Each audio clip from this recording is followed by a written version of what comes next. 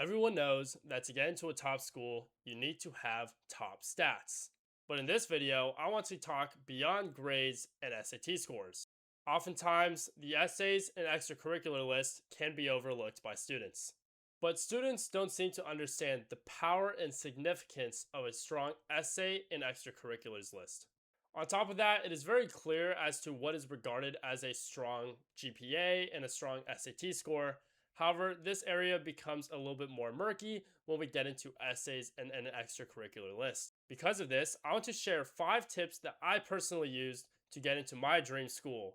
The first tip is that your application must revolve around your intended major. The goal is to develop a cohesive story throughout your entire application. Everything has to make sense in relation to each other, and everything has to point towards one common goal. For example, if your plan is to study computer science, then you want your activities, your awards, and your essays to reflect this. If you have lots of activities such as band, track, volunteering, these are completely unrelated to your intended major being computer science in this example. This is going to make your application very unclear for admissions officers. Instead, you want your activities to reflect your desired major. This might include activities consisting of building software projects, competing in hackathons, research experience, or having an internship. Your goal has to be to highlight your technical expertise to align with your major. Colleges aim to have a well rounded student body. However, this is often mixed up with well rounded students. To have a well rounded student body, they actually take highly specialized individuals to make a well rounded body. For example, a top college is going to take the best chess player, the best athletes, the best mathematicians, and the best science Olympiad to develop and incorporate a well rounded student body. You must understand the school that you are applying to so that you can lean into the type of students that they like to admit. For example, Northwestern was a perfect fit for me because of their whole engineering curriculum. This means that they want students combining their creative side with their logical analytical side. As someone with a lot of music experience as well as engineering experience, this school was perfect for me, as I was able to talk about both of these sides of myself in my application. But you must still find a way to relate these two sides of yourself together. For example, I talked about my desire to go into signal processing engineering research, and since I was applying as an electrical engineering major, I was able to emphasize my technical expertise with my creative side by having a common point of audio signal processing. You want to be extremely specific about your goals in your application. For example, I did not just say I wanted to go into electrical engineering, but I chose a subfield within electrical engineering that I was deeply interested in. By understanding the school that you're applying to, you can find out what their programs like to admit. The second tip is going to be to understand why schools typically admit students. These admits tend to fall within 3 different lanes. The first is going to be outlier students. This includes math prodigies, science Olympiad winners, hackathon winners, or even students that built a nonprofit that raised hundreds of thousands of dollars for their cause. Whatever it is, these students have already demonstrated expertise in the top 1% of their interest or field. The second lane is going to be legacy admits, donors, or recruited athletes, more of a specialized niche of admits. For example, Les Wexner is a billionaire who controls Victoria's Secret, and he did not go to Harvard.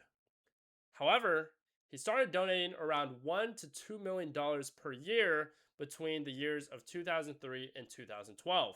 In 2013, he increased his donation to about $8.5 million, which coincidentally happened to be the year the first of his 4 children got admitted into Harvard. He then proceeded to donate $26 million in 2014, $7 million in 2015, and $14.5 million in 2016. And his other 3 children would coincidentally enroll in 2014, 2015, and 2017. Finally, the third lane where admits typically fall in is going to be for diversity. Just as much as schools want a well-rounded student body, they also want a very diverse student body. This means admitting students from all parts of the world with different backgrounds and cultures and ideologies and perspectives. Personally, I believe that I fell into the third lane due to having a low income family as well as being a first generation applicant. Although I did not fall into the first or second lane, I still had stats that qualified me as an admit. For example, I had a 4.5 high school GPA, a 1510 SAT score, 11 AP courses, and building a software startup, as well as working a summer internship. With all of that to say, it is important to be very honest with yourself. Even if you have a 4.8 GPA with a 1550 SAT, this only qualifies you as an applicant. It does not automatically place you into that first lane of exceptional students. Because of this, it is very rare to find yourself falling into lane 1 or lane 2, and this is why you want to lean into lane 3. Everybody is different. Everybody comes from different backgrounds, has different stories and experiences and different perspectives. And this is why you want to find these little unique things about yourself and lean into these in your college application while still revealing that you are a qualified candidate for your intended major.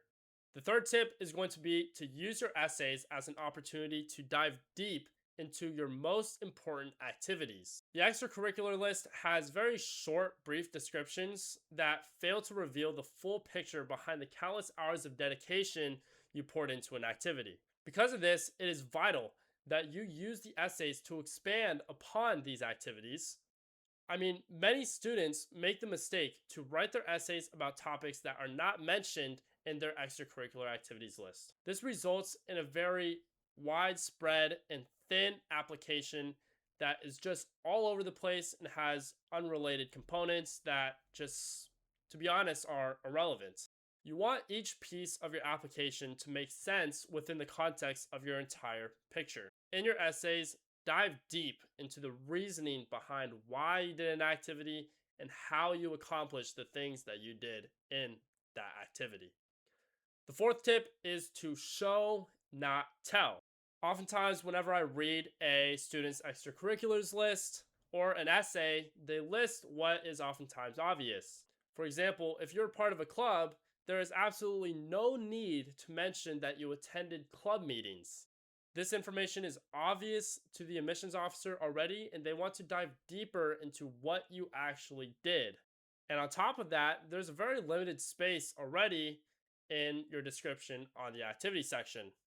This is why you want to use the activity description to emphasize leadership, initiative, teamwork, collaboration skills, as well as showing how it is related to your major.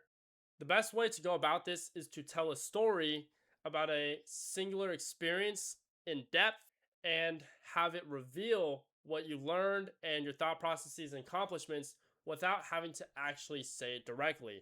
And finally, for our last fifth tip, I want to go over an essay that many students struggle with. For Why Us essays, many students list irrelevant information that everyone else says. For example, if you're applying to Brown, everyone is going to mention their open curriculum. If you're applying to Columbia, everyone is mentioning the core. An even worse reason to talk about is going to be Columbia's proximity to New York City or UCLA's proximity to Los Angeles and their good weather and good food. The best way to approach these essays is to demonstrate effort put in to researching their school specifically. This can be done by spending a few hours digging deep into their website. The goal is to find unique topics that are relevant to what you want to do and what you want to study at that school, but are nowhere to be found at any other institution. And bonus, if nobody else is even talking about it, this demonstrates the effort that you put in to finding out about these niche programs within their school. This shows that you are demonstrating interest in that school, which is very important to the admissions officers because they want to keep their acceptance rate low and they want to be sure that if they admit you, you will actually attend their school. If you keep all 5 of these tips in mind when completing your applications, your application will be exponentially stronger. Do not underestimate the power of a strong and cohesive application, for this can be the difference between you getting into your dream school and having to attend a safety.